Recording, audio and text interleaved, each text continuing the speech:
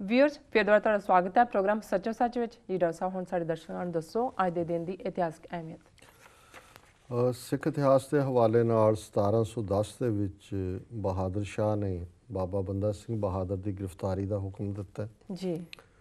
1982 ਦੇ ਵਿੱਚ ਅਕਾਲੀਆਂ ਨੇ ਅੱਜ ਦੇ ਦਿਨ ਜਿਹੜਾ ਮੋਰਚਾ ਸੰਤ ਪਿੰਡਰਾਂ ਵਾਲਿਆਂ ਨੇ ਆਰੰਭ ਕੀਤਾ ਸੀ, ਕਿਉਂਕਿ 19 ਜੁਲਾਈ 1982 ਨੂੰ ਭਾਈ ਅਮਰੀਕ ਸਿੰਘ, ਬਾਬਾ ਠਾਰਾ ਸਿੰਘ ਜੀ ਉਹਨਾਂ ਨੂੰ ਪੁਲਿਸ ਨੇ ਗ੍ਰਿਫਤਾਰ ਕੀਤਾ।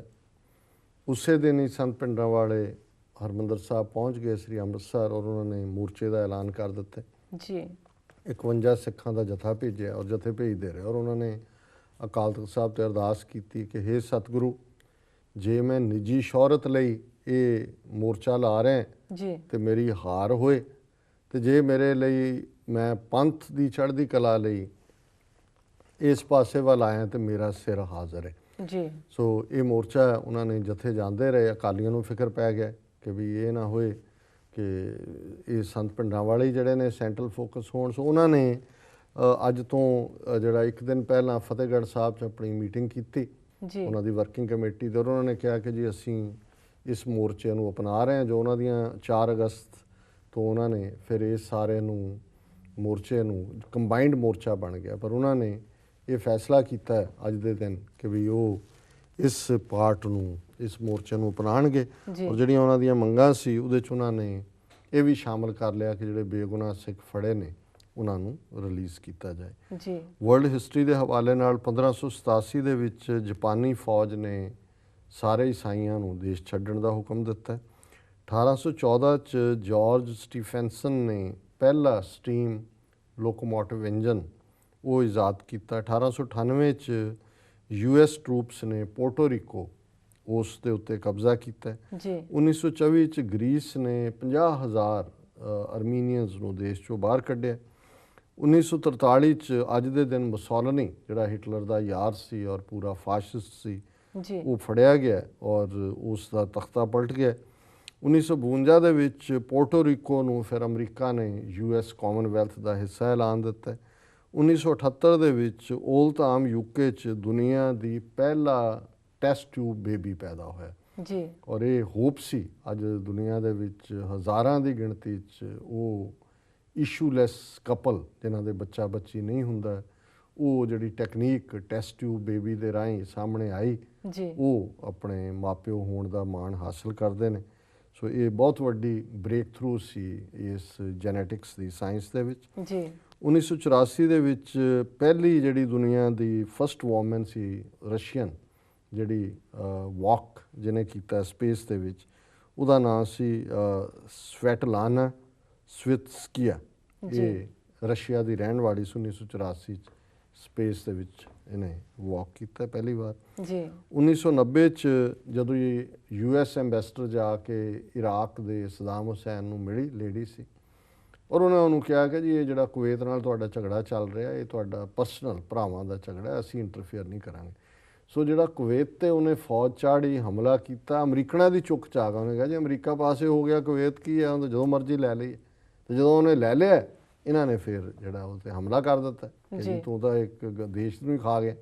ਸੋ ਇਹ ਹੈ ਜਿਹੜੇ ਜਿਹਨੂੰ ਅਸੀਂ ਦੁਨੀਆ 'ਚ ਕਹਿੰਦੇ ਹਾਂ ਜੀ ਬੜੀ ਇਹ ਨੇਕ ਨੀਅਤੀ, ਔਰ ਇਹ ਹਾਲ ਹੁੰਦਾ ਹੈ ਵੀ ਪੋਲੀਟਿਕਸ ਕਿਵੇਂ ਟਰੈਪ ਦੇ ਵਿੱਚ ਲੋਕ ਫਸਦੇ ਨੇ।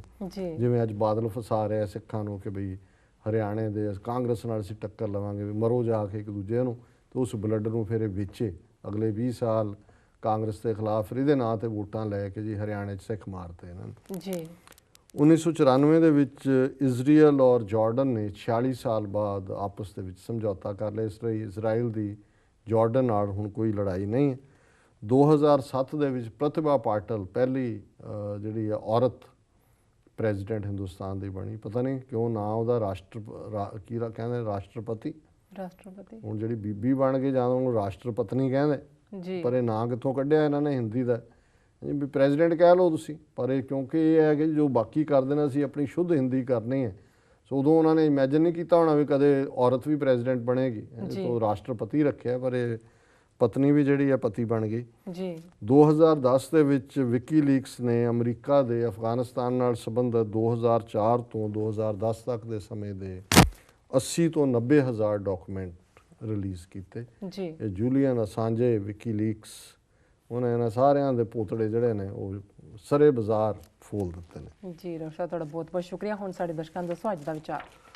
ਅੱਜ ਦੇ ਵਿਚਾਰ ਲਈ ਅਸੀਂ ਭਾਈ ਗੁਰਦਾਸ ਜੀ ਦੇ ਕਵਿਤ ਨੰਬਰ 54 ਨੂੰ ਚੁਣੇ। ਜੀ ਭਾਈ ਸਾਹਿਬ ਫਰਮਾਉਂਦੇ ਨੇ, ਪੂਰਨ ਬ੍ਰਹਮ ਆਪ ਆਪਨ ਹੀ ਆਪ ਸਾਜ, ਆਪਨ ਰਚਿਓ ਹੈ ਨਾਉ ਆਪ ਹੀ ਵਿਚਾਰ ਕੇ, ਆਦ ਗੁਰ ਦੁਤੀਆ ਗੋਬਿੰਦ ਕਹਾਇਓ, ਗੁਰਮੁਖ ਰਚਨਾ ਆਕਾਰ ਓੰਕਾਰ ਕੇ, ਗੁਰਮੁਖ ਨਾਦ ਬੇਦ ਗੁਰਮੁਖ ਪਾਵੈ ਭੇਦ, ਗੁਰਮੁਖ ਲੀਲਾ ਧਾਰੀ ਅਨਕ ਅਵਤਾਰ ਕੇ, गुर गोबिंद और गोबिंद गुर एक मेक, ओत पोत सूत्रगत अंबर उचार के। जी ब्रजभाषा थीम के अकाल पुरख आप, उस अकाल पुरख दे हुक्म च गुरु दी सिरजना, गुरु दी होंद ते गुरु दा सिख दे जीवन दे विच आके ਉਹ ਆਪਣੇ ਕਰਮ ਦੇ ਨਾਲ ਸਿੱਖ ਨੂੰ ਅਕਾਲ ਪੁਰਖ ਦੇ ਨਾਲ ਜੋੜਨਾ, ਤੇ ਫਿਰ ਸਿੱਖ ਤੇ ਗੁਰੂ ਇੱਕਮਿਕ ਨੇ, ਗੁਰੂ ਤੇ ਅਕਾਲ ਪੁਰਖ ਇੱਕਮਿਕ ਨੇ। ਸੋ ਇਹ ਦਾ ਥੀਮ ਹੈ। ਸੋ ਭਾਈ ਸਾਹਿਬ ਫਰਮਾਉਂਦੇ ਨੇ, ਪੂਰਨ ਬ੍ਰਹਮ ਆਪ ਆਪਨ ਹੀ ਆਪ ਸਾਜ, ਸਵੈ ਭੰਗ।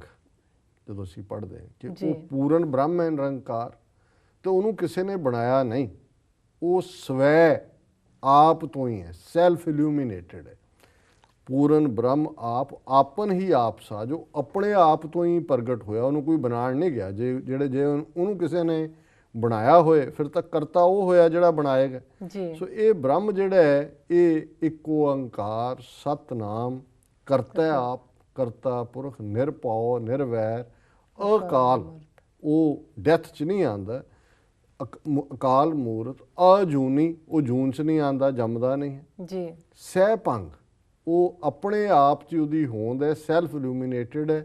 ਗੁਰ ਪ੍ਰਸਾਦ, ਗੁਰੂ ਦੀ ਬਖਸ਼ਿਸ਼ ਦੇ ਨਾਲ ਉਸ ਦੇ ਨਾਲ ਮੇਲ ਹੁੰਦਾ। ਔਰ ਇਸ ਥੀਮ ਨੂੰ ਹੀ ਭਾਈ ਸਾਹਿਬ ਨੇ ਸਪਸ਼ਟ ਕੀਤਾ ਹੈ, ਪੂਰਨ ਬ੍ਰਹਮ ਆਪ ਆਪਨ ਹੀ ਆਪ ਸਾਜ, ਆਪਨ ਰਚਿਓ ਹੈ ਨਾਉ ਆਪ ਹੀ ਵਿਚਾਰ ਕੇ, ਆਪ ਹੀ ਉਹ ਪਰਫੈਕਟ ਹੈ, ਆਪ ਹੀ ਉਹਨੇ ਆਪਣਾ ਨਾਂ। ਆਦ ਗੁਰ ਦੁਤੀਆ ਗੋਬਿੰਦ ਕਹਾਇਓ, ਪਹਿਲਾਂ ਅਕਾਲ ਪੁਰਖ, ਫਿਰ ਉਸ ਨੇ ਹੀ, ਉਸ ਦਾ ਹੀ ਨਾਂ ਗੋਬਿੰਦ ਹੈ, ਦੂਸਰੀ ਨਾਂ ਉਹਨੂੰ ਗੋਬਿੰਦ ਨਾਲ ਅਸੀਂ ਗੁਰਮੁਖ ਰਚਨਾ ਆਕਾਰ ਓੰਕਾਰ ਕੇ। ਉਸ ਗੋਬਿੰਦ ਨੇ, ਅਕਾਲ ਪੁਰਖ ਨੇ ਬੜੀ ਰਹਿਮਤ ਦੇ ਨਾਲ ਆਪਣੇ ਆਪ ਨੂੰ ਗੁਰੂ ਨਾਨਕ ਦੇ ਰੂਪ ਦੇ ਵਿੱਚ ਸਾਹਮਣੇ ਲਿਆਂਦਾ। ਹੁਣ ਇਹੀ ਗੁਰਮੁਖ ਕਲ ਵਿੱਚ ਪ੍ਰਗਟ ਹੋਇਆ। ਭਾਈ ਗੁਰਦਾਸ ਜੀ ਕਹਿੰਦੇ ਨੇ ਕਿ ਗੁਰਮੁਖ ਵੱਡਾ ਗੁਰੂ ਕਲਯੁਗ ਦੇ ਵਿੱਚ, ਅਜੋਕੇ ਸਮੇਂ ਦੇ ਵਿੱਚ ਅਕਾਲ ਪੁਰਖ ਨੇ, ਸਤਿਗੁਰੂ ਨਾਨਕ ਪ੍ਰਗਟਿਆ, ਮਿੱਟੀ ਧੁੰਦ ਜਗ ਚਾਨਣ। ਇਹ ਉਸ ਪਾਰਟ ਹੈ ਕਿ ਗੁਰਮੁਖ ਰਚਨਾ ਆਕਾਰ, ਉਸ ਓੰਕਾਰ ਨੇ ਇਸ ਗੁਰਮੁਖ ਦੀ ਰਚਨਾ ਕੀਤੀ, ਤੇ ਇਹ ਗੁਰੂ, ਤੇ ਫਿਰ ਜਿਹੜਾ ਗੁਰੂ ਵੱਲ ਮੁਖ ਕਰਦਾ ਉਹ ਵੀ ਗੁਰਮੁਖ ਬਣਦਾ। ਇੱਕ ਮੁਖ ਗੁਰੂ ਦੀ ਸੈਂਸ 'ਚ ਹੈ, ਇੱਕ ਫਾਲੋਅਰ ਸਿੱਖ ਦੇ ਤੌਰ 'ਤੇ ਹੈ। ਗੁਰਮੁਖ ਦੇ ਵਿੱਚ ਹੀ ਨਾਦ ਹੈ, ਸਾਰੀ ਮਿਊਜ਼ਿਕ ਦੀ, ਸ਼ਬਦ ਦੀ ਜਿਹੜੀ ਹੈ ਹੋਂਦ ਹੈ, ਵੇਦ ਲਰਨਿੰਗ। ਗੁਰਮੁਖ ਪਾਵੈ ਭੇਦ, ਗੁਰਮੁਖ ਦੇ ਕੋਲ ਸਾਰੀਆਂ ਹੀ ਰੂਹਾਨੀ ਜੀਵਨ ਦੀਆਂ ਸੀਕ੍ਰੇਟਸ ਨੇ। ਗੁਰਮੁਖ ਲੀਲਾ ਧਾਰੀ, ਗੁਰਮੁਖ ਜਿਹੜਾ ਹੈ ਉਹ ਵੰਡਰਸ ਐਕਟ ਕਰਦੇ, ਅਨੇਕ ਅਵਤਾਰ ਕੇ, ਔਰ ਕਈ ਫਾਰਮਸ ਐਂਡ ਬਾਡੀਜ਼ ਦੇ ਵਿੱਚ ਗੁਰਮੁਖ ਜਿਹੜਾ ਹੈ ਉਸ ਗੁਰੂ ਰੂਪ ਦੇ ਵਿੱਚ ਵਿਚਰਦਾ ਹੈ। ਅਤੇ ਅਖੀਰ 'ਚ ਭਾਈ ਸਾਹਿਬ ਨੇ ਕਿਹਾ, ਗੁਰ ਗੋਬਿੰਦ ਔ ਗੋਬਿੰਦ ਗੁਰ ਏਕ ਮੇਕ, ਕਿ ਗੁਰੂ ਔਰ ਗੋਬਿੰਦ ਨਿਰੰਕਾਰ ਇੱਕ ਦੂਸਰੇ ਦੇ ਵਿੱਚ ਇਵੇਂ ਹੀ ਇੱਕਮਿਕ ਨੇ।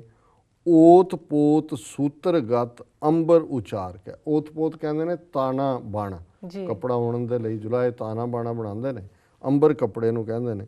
ਕਿ ਜਿਵੇਂ ਹੈ ਕੱਪੜਾ ਇੱਕ ਤਾਣਾ ਹੈ, ਇੱਕ ਬਾਨਾ ਹੈ, ਪਰ ਓਤ ਪੋਤ ਨੇ ਅਲਟੀਮੇਟਲੀ ਅੰਬਰ ਜਿਹੜਾ ਜਦੋਂ ਕੱਪੜਾ ਬਣ ਜਾਂਦਾ ਹੈ ਤੇ ਉਸ ਦੇ ਵਿੱਚ ਤਾਣਾ ਬਾਣਾ ਨਜ਼ਰ ਨਹੀਂ ਆਉਂਦਾ। ਬੁਣਨ ਦੇ ਲਈ ਅਸੀਂ ਤਾਣਾ ਬਾਣਾ ਬਣਾਉਂਦੇ। ਇਸ ਤਰ੍ਹਾਂ ਗੁਰੂ ਜਿਹੜਾ ਹੈ ਉਹ ਗੋਬਿੰਦ ਦੇ ਵਿੱਚ ਸਮਾਇਆ ਹੋਇਆ ਹੈ, ਗੋਬਿੰਦ ਦੇ ਵਿੱਚ ਓਤ ਪੋਤ ਹੈ।